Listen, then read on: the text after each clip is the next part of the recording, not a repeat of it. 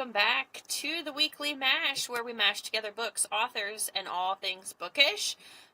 Today's episode is a little different from what you normally see for our usual author interviews, but it's one that we are both super excited about, especially for writers out there that may be listening.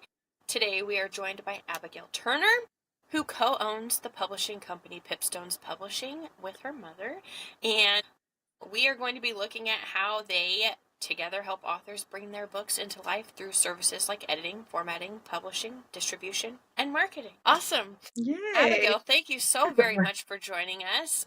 Would you like to tell our listeners a little bit about you and your work, and then we'll ask you some questions here. Okay, yeah. Well, thank you so much, Ashley and Miranda, for having me. It's wonderful to be here. It's wonderful what you both do for authors, and I am just ecstatic to be here. So I just want to say that and thank you. Thank you. So basically what we do is we are a publishing company my mother and I founded in 2018, and we help authors bring their manuscripts from draft to published and beyond. And so I have written a book called Now What? The 7 Vital Steps to Self-Publish Your Manuscript.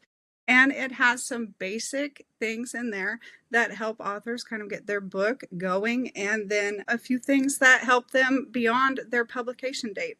So, yeah, it's an exciting thing, and I love working with authors. Just kind of a little bit of my background is I have lived in several different states.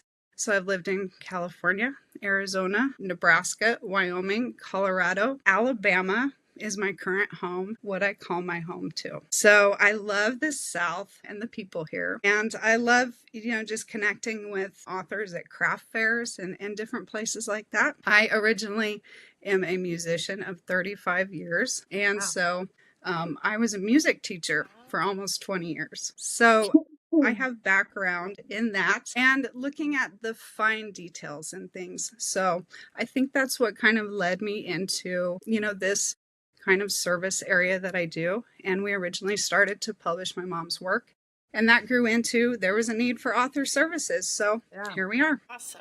Man, you just ran with it. You're like, well, we're going to publish my mom's work, but while we're doing that, we're doing everything else. Right. And we're going to teach everybody else how to do it. Awesome. You said, hold on tight, Mom, because we're going on. Yeah, exactly. And we didn't intend to do that. It was just like we found that there was misinformation or just so much to learn and navigate. I thought no author should have to go through this by themselves because there's just so much to it. That's so cool. I'm telling you, Miranda, I'm buying this book for your birthday. I'm telling you. I'll take it. He needs it. Any help I can get. So the title of your book is something I think every author or every writer has asked themselves at some point, like, now what? I wrote like 5 chapters of a book, and then I was like, okay, but what do I do when I'm done? And then I was like, I'm finished. So what inspired you to write the Now What? The 7 Vital Steps to Self-Publish Your Manuscript? If I could talk, that would help. Yeah, so actually I was taking some business classes.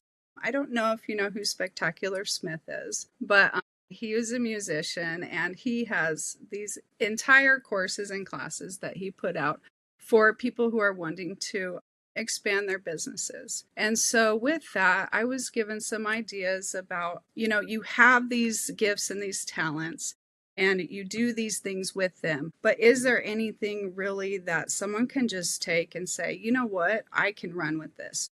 And so that's really why I created Now What, because I thought, okay, I can talk any authors through this. I can coach them through these things, but do they have something that they can physically, like a DIY, and take it and go, okay, these are the basics, and I can do this. I love the idea behind it. It's so amazing to be helping so many people with your experience that you've gained knowledge from. That's awesome. Thank you. Thank you. Well, and I'd be one of those people who you could sit here and tell me all day, like, what I have to do next. But then, like, the minute we walk away, I'm like, okay, what did she just say to me? Yeah. So if I have it in a book where I can literally, like, highlight or, like, write notes, like, this is what I did, and, like, have your wisdom in paper, like, That'd help me so much. Yeah, and there are sections in there that are just, questions and then lined sections to be able to kind of graph that out. Yeah, so, okay, who's on your contact list? Who are you going to, what libraries are you going to contact? Write those here. Just getting it, their starter stuff, basically. Amazing. See, maybe I can write a book. I with Abigail's know. help. We've got Abigail's help now. We're going to just run with it. See how that works? Aw. Yeah. I love that. Was there a moment working with authors when you realized a guide like this was really just needed? Like a particular moment in time? Yeah, so I work with a lot of elderly authors, and basically people, one of our thing is no author is too young, too old, or too inexperienced. And you don't have to be this fabulous writer in order to get your stories out there. And so, going back to the elderly authors, I work with a lot of them, so they don't know how to navigate computer type stuff. There are some that do, and I'm so impressed by that. But, many of them are like, I don't know about this Microsoft Word, and I don't know about these formatting programs. And so, how do I gap? How do I bridge that gap? And so, yes, this book definitely helps. It really any author, but particularly ones that can't navigate all those things. That's awesome. Mm-hmm. Yeah. Oh man, so cool. Yeah. It's funny because when you were talking about the elderly people, sorry, Dad, I'm going to call you out for a second. My dad always comes inside and he goes, how do I do this? And I'm like, well, what do you mean? You just do this? And he goes, but I don't know how to do that either. And I'm like, dude, you're not even that old. I was going to say, you called him elderly and he's not even 60 yet. Yes. Hi, Dad. Love you. But it's just so funny because, I don't know. For example, we're trying to find something I can't say it because my kid's in the other room and it's for him. But we're trying to buy something and he was like, I'm on Facebook and it says you guys have mutual friends. So do you know this person? We're like, no, our friend knows that person. He's like, well, I don't understand how this works. And I'm like, well, when you guys have a common friend, it says that friend is a common friend. He goes, but you don't know that person? No, Yeah. Dad, I don't know this person. So how come you guys have a mutual friend? I'm like, never mind. Never mind. Yeah, so it takes some explaining like that. And so even when I have authors, they may have the book and I do, they've maybe hired us to help them with their publishing. I'm still coaching them through every little process. So all the way from setting up their social media to how to create a post, and we do a lot of those things for them. But I am teaching them those things along the way because we want their book and them to have this longevity. Mm-hmm. And that's the purpose of it, is to create an author platform for them and their book and longevity that can last for generations. Yeah. Because if they don't, I can do as much things as I want for them. But if they don't know how to do those things when I'm done working with them, what's the point? Yeah. And so the book helps with that, but also my coaching with them and getting them to understand how to do some things. That's so cool. You're like a hero. I need a flag. Yeah. No, I love what I do. I love the people that I work with. And you know what? God sends us the very best. Mm-hmm. He sends us the very best. And I'm just so thankful at everyone who has, acquired our services or asked for help, or, and people will just call me up or book a consultation. I do free consultations and they'll just ask me some questions. And I love just being able to help them do that. That's so cool. And the fact that you do it even if they don't hire us. Yeah. Even if they don't hire us, I'm like, yeah. And then I keep in touch with them. And there's a few people on TikTok that have, called for consultation, and hopefully I gave them some good advice. And yeah. Okay. So we're going to role play a little bit. Just kidding. Okay. For someone who has just finished their manuscript and is feeling overwhelmed, that would be me, by the publishing process, how can your book help guide them through the next steps? So they've just completed their manuscript? Yep. And they're overwhelmed by publishing. Yeah. Okay. So basically our book has a theme to it, and it kind of goes along with the art company's theme. And the theme is growth. And so we start with the seed. The first chapter in the book is seeds.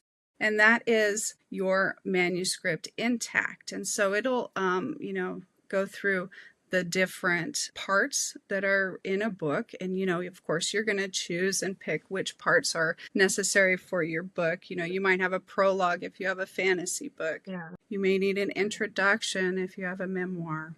And so it'll introduce those books very briefly.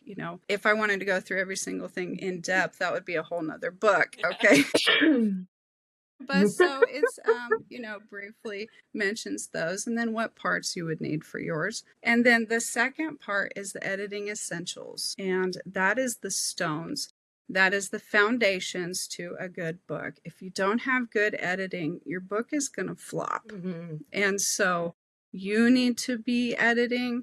And then you also, my suggestion is to send it to a professional editor and find one that has reasonable rates and will work with you and also does a contractual agreement, because that is very necessary. Make sure you know what you're getting. I have talked to so many authors and they're like, yeah, they edited my book. And I'm like, I'm sorry, this just doesn't look like it's edited. Yeah. And they go, well, they edited it and handed it back to me. And I'm like, that's not how it works. It should be hand in hand. Your editor is working with you. Mm-hmm. You're going back and forth. You should have as much say in the editing process as the editor does. They're basically giving you suggestions, and then you're accepting those or denying those or discussing those with them. So, make sure you know what you're getting and make sure you have a contractual agreement, and the full process should be given to you. So that is vital. And that's definitely a vital step. The next one is what we call the stems. And that is, so that you have these sturdy things for your book. That is the cover design and the interior formatting. And in this business, we do judge a book by its cover. Unfortunately. Yeah, it happens. Yes. So make sure you have someone who can design the book for you, or you are familiar with the tools to design your own. I don't suggest someone to just jump in and just, oh, this cover looks amazing, when they have no experience doing it. Yeah. So either get really good at using the tools, and I do talk about the tools in the book, or hire a cover designer. And you can hire a cover designer for a decent price, anywhere between $100 to maybe $1,500 if it's hand illustrated, So somewhere in that range, $300-$400 is a, decent cover for your book. And then the interior formatting, I believe that the interior should be just as beautiful as the exterior and should complement each other. So you don't want to use this scrolly font inside for your interior formatting if you have this very stark, pointed font on the outside. So you want to, have them complement each other. Yeah. So that's your stems. The blooms are like the logistics of your book. So that would be chapter 4 in my book, is the LCCN, which is Library of Congress control number. Very important. A lot of people don't even acquire one. Was, so. There you go. Miranda's like, write that down. Helps that helps a library be able to look up your book super quick and be able to acquire it quick into their own library. Okay, so that's important. And then a copyright from the United States Library of Congress. You need your book copyrighted, and a lot of indie authors will overlook that, and it is important. It's $65 to do a copyright on your book. And then your barcode and your ISBN. Get your own ISBNs. Do not get the free ISBNs. Basically, if you do, then Amazon has just become your publisher. They basically own the rights to your book. Now, how far that goes and how far they're willing to go with that, I don't know. But you need your own ISBN and then your own barcodes. Okay, so there's some good advice there. And then the planters is your distribution. Choose your distribution channels wisely. And if you have your own ISBNs, you can put it on many different platforms. And we have seen, like just last week, Amazon shut down for about 12 hours or something like that. Always have your book on other platforms besides just Amazon or besides just Ingram. You need a website, whatever it is, another place for you to sell. And then make sure you are doing some local marketing, some social marketing, and you need a little bit of a platform there. to be able to, like we were talking about earlier, create author longevity and book longevity. And then the last chapter is about growth, and that is continuing beyond. Yeah. It's so good. So that's kind of the details in a light version of my book. I love So good. I love the theme of the plant growing built too. within the book growing. It's so good. Yeah. And it goes with our business. It's PipStones. A pip is a seed, and it's the beginning of growth. And then we have the stones are the foundations. So we believe that every author should have something beautiful to plant, which is their story. And then that can grow with good foundations. So yeah, cool. PipStones. I know. Miranda's going to be like, I'm taking away everything from this interview. I am listening. Yeah. There is one last chapter in the book, and that's chapter number 8. And that is how I created that book. So it goes through Cool. the steps and how I did that. So much fun. So much good information. What's one mistake that you often see first-time self-publishing authors make? Not creating author profiles. So it should be across the board, as close as possible to those things on each platform, and start creating those. If you don't have one now, get one started. Now, I will say I'm guilty of not having my own author platform because I do everything through PipStones. Yeah. So you're not going to see author Abigail Turner anywhere. You're going to see PipStones Publishing because I'm the face of the brand. So whatever is your brand, that's what you should be going through. Yeah, I'm really guilty. I have my own personal pages.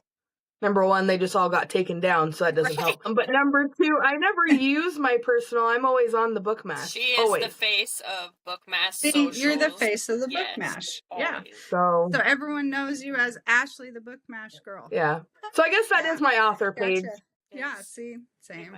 Miranda's always like, I hate that my face is never on. I'm like, well, get going, girlfriend. That's okay. I just use my own and then tag Bookmash and everything. It's fine. I don't mind it at all. It's all good. Yeah. But you're an author. I mean, you're trying to get your author name out there. So yeah, the connection between the two. Yeah. Everybody knows she's part of it. Right. She's just not as needy for attention as I am. That's true. Miranda's like, well, I wasn't going to say that, but okay. Hey, you said it, not me. Gosh, you guys are quite the duo. This Well, is thanks. hilarious. Thanks. Love it. We try. Have y'all known We're each sisters. other? I have to know this. Yeah, you so are? about I didn't 36 know and that. a half years. I don't think you say that on all the interviews. Oh, probably not. We're sisters. Probably not. Yeah. I just brought our sister onto our company That's too. cool. She has another job, but she's good at so many things. And so I was like, she and I just kind of decided together, hey, we really need this part of our business. And so, yeah, she's starting to build out some standard operating procedures That's and cool. helping us out there. Join the family Miranda biz. and I were never close. Growing up, we were mortal enemies our whole lives. The only thing we had in common was that her oldest daughter and my middle daughter are 9 months apart, and they're best friends. So, and our other kids are the same age. So that was literally the only thing we had in common. And we never really did much. I'd go hang out, but it was more just being in each other's space. Right. And we both started reading again. I'm like, Miranda, I really want to start a podcast. And she's like, okay. And now she can't get rid of me at all during the day because constantly texting, I'm always video calling her. So now we have all this in common. We definitely talk a lot more We do. now than we did. You both live near each other. We're 45 minutes away. Yeah. It's not too bad. Just keep us Close enough. Yeah, close enough that- Exactly. My daughter calls my house her vacation home. Mm-hmm. So she's on Nice. vacation when she's here, and then she goes home for spring break and stuff, which is Miranda's house. So Yeah. Fun. Oh my gosh, how fun. It is love fun. that. Oh gosh. they're besties. Yeah. It's your turn, Miranda. I think it's yours, but that's okay. One of my favorite things about books that help writers is when they include the practical tools. And you talked about the 7 vital steps and the growth. What types of resources or tools can authors expect to find inside Now What? Okay, yeah. So with formatting, I believe Like I said, formatting is very, very essential to creating a beautiful book. So I think that using Atticus, I use Atticus for certain types of books. If I'm talking about doing a novel, I will use Vellum. I might use Atticus for like junior high, middle school, or I might use it for possibly a memoir or a humor book. Vellum would be novels. A lot of people use Microsoft Word. I find that a little more difficult to use and add images and such, but some people, can use that. And then there's also Google Docs. So those are the main ones for formatting. If you are going to acquire, I'll move to a different subject. If you're going to acquire the logistics for your book, you need to go to Bowker.com to get your ISBNs and your barcodes. Go to, LOC.gov to get your LCCNs, and you can apply to be an author on there. And then you can get your LCCNs for the Library of Congress control number, and then copyright.gov to get your copyright for the United States Library of Congress. So there's some resources. I also do have some other free resources in the book, and there's some QR codes in there that go to our website and such, and some free self-publishing guides. Let's see, if you want to go and get a free self-publishing guide, you can go to psauthorsservices.com. And so I don't know how far you want me to go with that. Do you want me to tell you where they can Miranda's find writing it all down, so It's recorded. I'll check it out again later. But you can also go to pipstones.com. You can get a free 2-page edit by our company. I'll do that personally for you, and you can do what you want with that. Try to acquire more editing service from us, or just take that and run with it. Yeah, so go to pipstones.com and you'll find some other resources on there. And we have a TikTok channel, Abby the Author Coach. You can go to Facebook and find information there that you might find helpful, videos and such. That's PipStones Publishing on Facebook, PipStones on Instagram, Pip_Stones on X. X is a tough platform. it is. But I hang in there. I do hang in there. My mom's always like, why aren't you guys on X? And we're like, because it's too complicated. Yeah, we've got it. We're enough places. We are enough places. It is a tough one. I do enjoy it, but there's just not a lot of interaction back and forth, So it's hard. It's hard, but they do have cool stuff on there. But you never know if people are actually seeing you, or if... Right. I've put a post out before, like, am I talking into the void? Yeah. That's how I feel teaching online middle schoolers sometimes. Oh my gosh, yes, I taught middle schoolers. I know exactly what you're talking about. I coach middle school softball. Do you? I do. My gosh, more power to you. So I'm a preschool teacher. So it's like the best of both worlds. Is it though? Wow.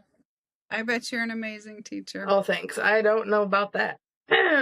Who gave me that job? Well, you're fun, and that's what they like too, and they're interested in all the cool things you do, probably. You should have seen our 101st day of school. Yeah, that was good.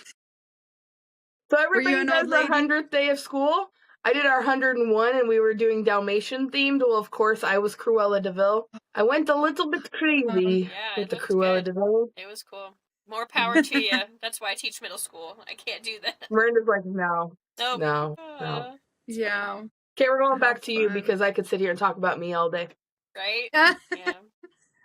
So we always love to hear why you do what you do. What inspired you and your mother to start the journey helping authors bring their books into the world? Yeah, so, okay, I have a little story for you. When we were working on my mother's first novel, is a very lengthy novel, had a lot to it. We weren't real versed in editing and things like that. We reached out to someone who my sister knew. This woman was a romance novelist. She actually does pretty well. I won't mention her name.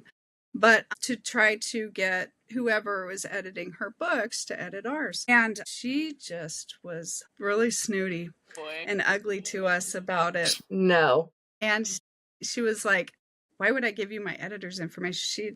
She does all my books, like she had this special hook with her editor that her editor didn't want any more business. And I thought, you know what?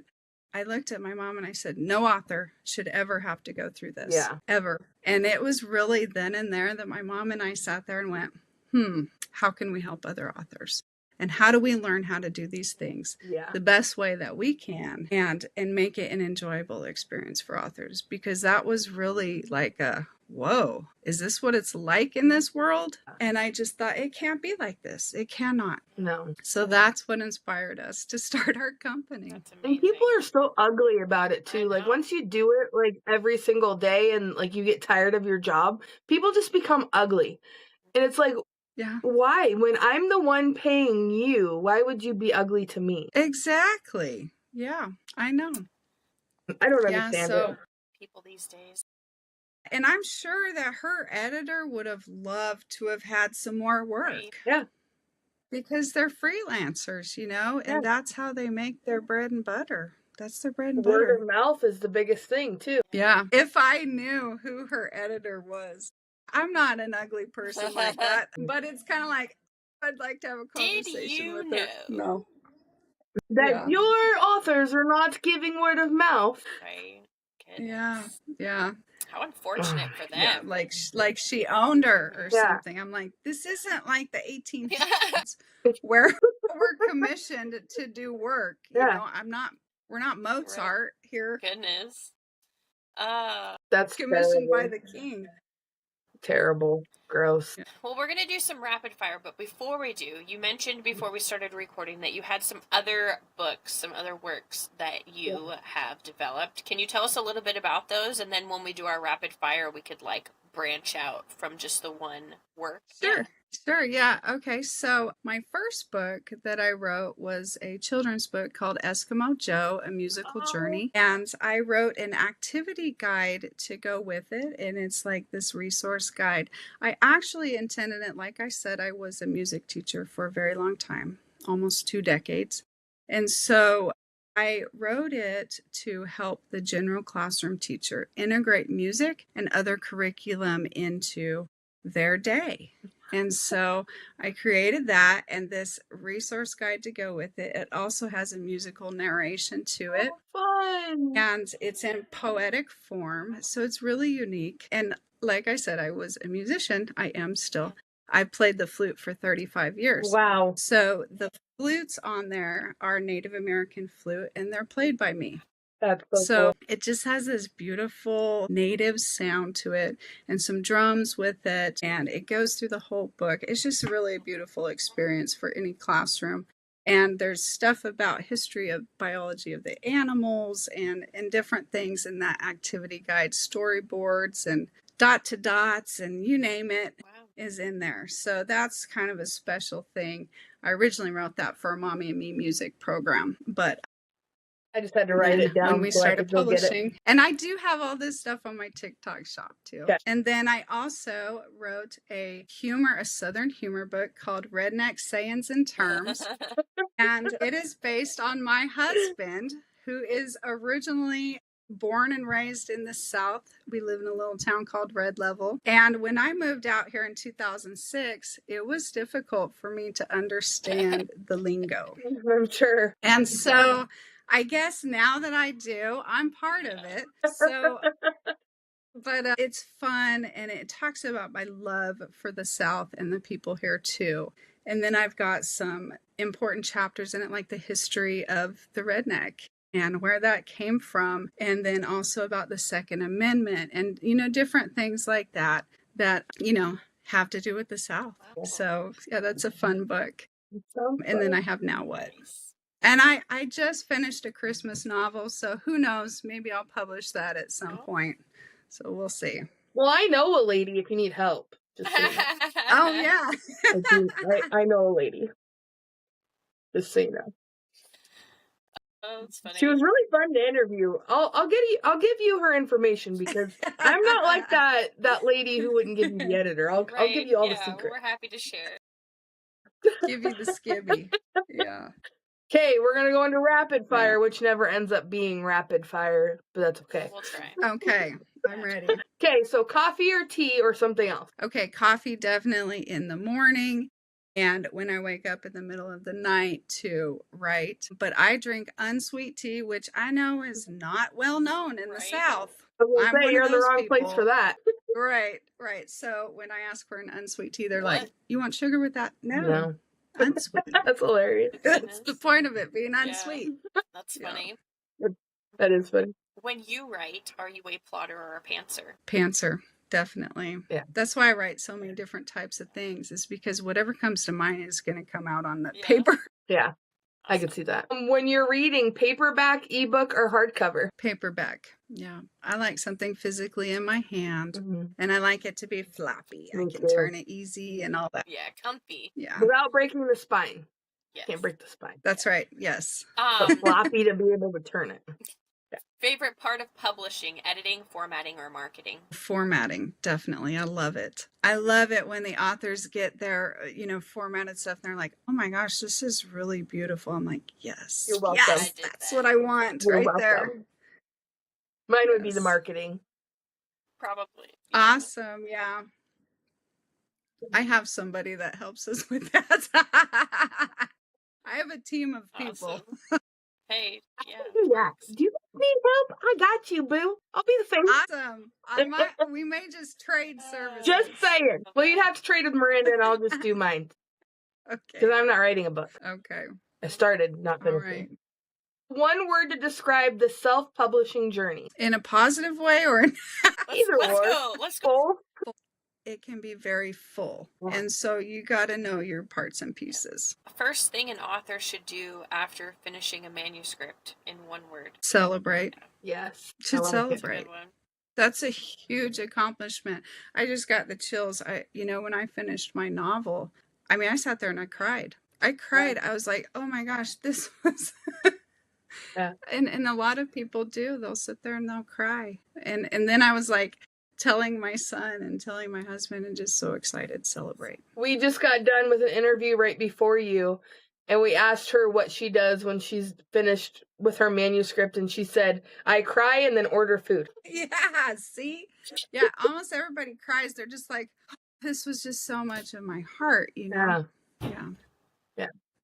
One publishing myth you wish would disappear. Okay, that if you are paying someone to publish your book, that they're ripping you off. That is not true. There are companies like ours, and there are other ones that are similar to ours, that are literally going above and beyond to help you do the things that you need to do. And yes, we're a pay for service, but you're going to get, if you're working with a small publishing company, you're going to get so much more than what you even bargained for. Yeah. That's awesome. Very true. All right.